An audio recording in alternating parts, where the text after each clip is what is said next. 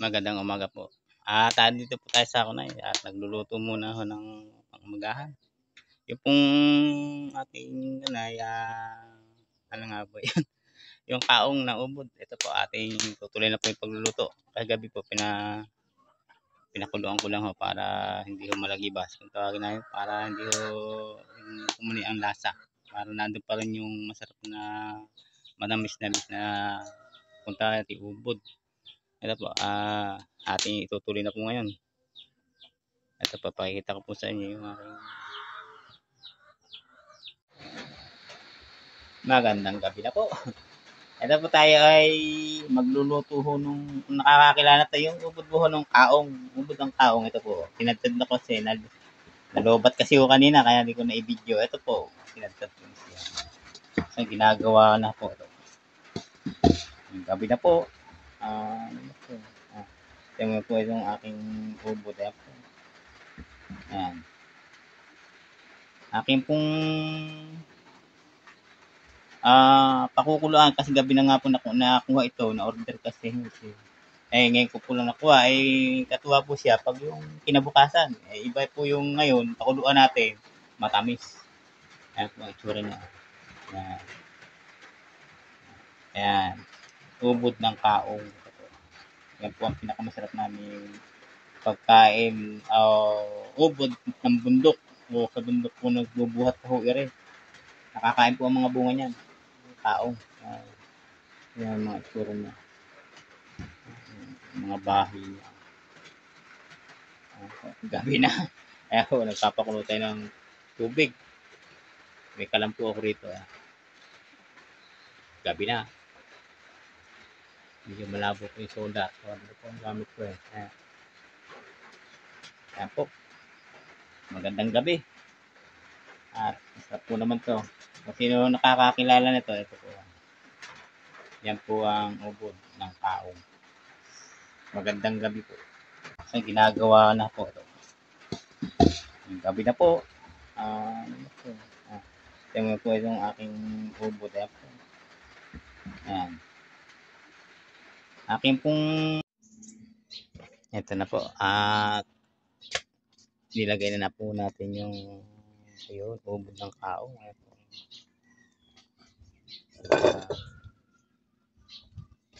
Nilagay ko na po. Ito yung mga ubod ng kaong.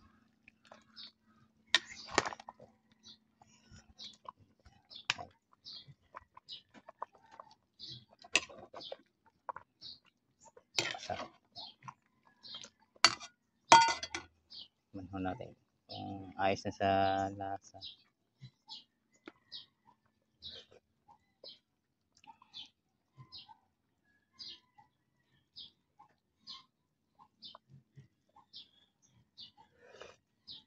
Matamis-tamis po ba? Okay.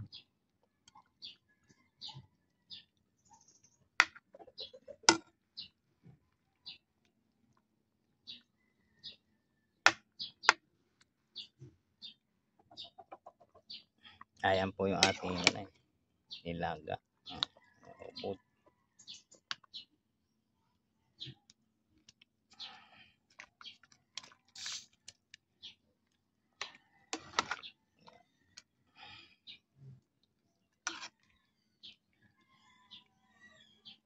Konti pa.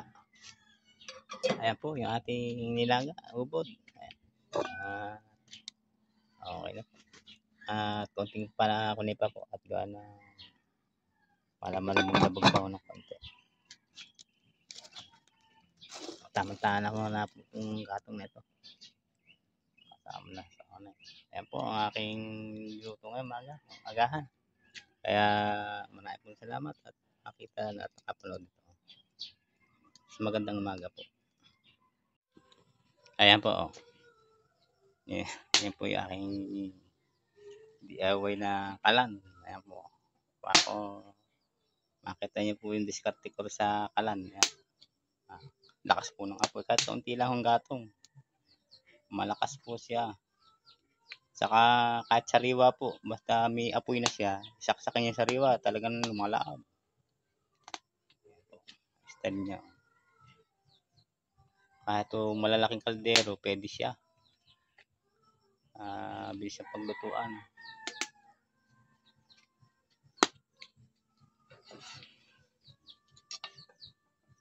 Kumukulo na natin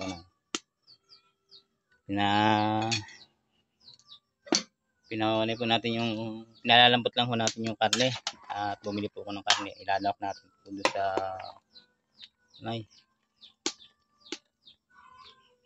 ubod. Po, 1 kilo at kalahati, kasama na ho ang mga anak. Hindi humawawala kasi yung mga anak. Kailangan dadamihan mo. Maya po at ihulog yung pinalambot nating ubod. Mamaya po. Ayan po. Pang umagahan.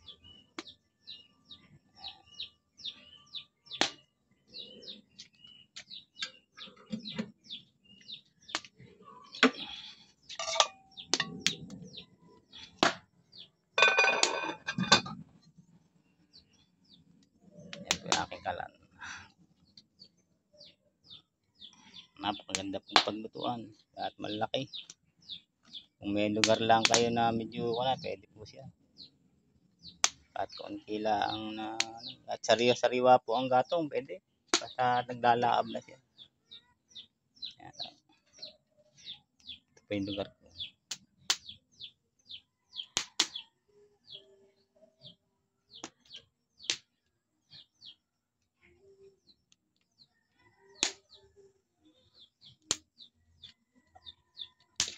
Rambutan, maraming bunga rambutan.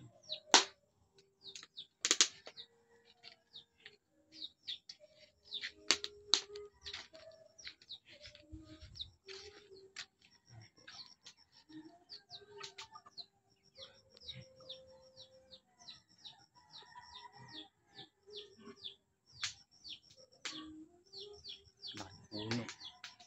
Lansones po ang wala.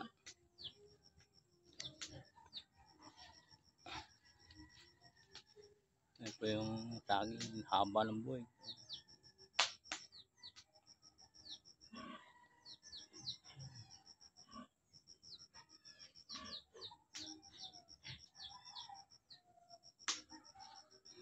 Luto muna tayo. Palibot kasi kami ng saging. Kaya malamig po sa lugar na din natin. May mga tanim kami mga gulay. Kaya hindi rin po kami hirap sa panggulay dahil basta masipag po lang. Yan po, may mga tanim din kami mga ganito, nyug-nyugan. Hindi namin ho siya na hinahalaman talaga namin sila. Para kung kailangan at gusto ay yan po. Ang ginagawa, putol po lang ang putat para wag tumaas. Para pag yan, naulpot na uli ho yung talbos. Yan. Kaya pag sabay-sabay ulihan ko na. Kailangan sabay-sabay din po ang putol. Para yung talbos po niya ay mapakinabangan.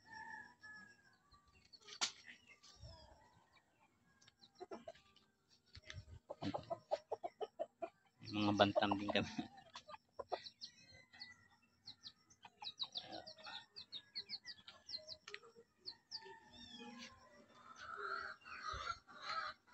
Maya po uli ang bukid at papakain po din ng baboy. Lulutuin ko muna ho ere.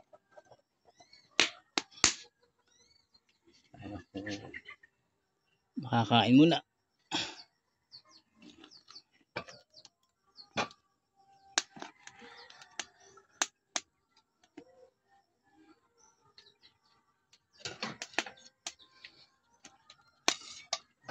Ang lakas po ng kulo.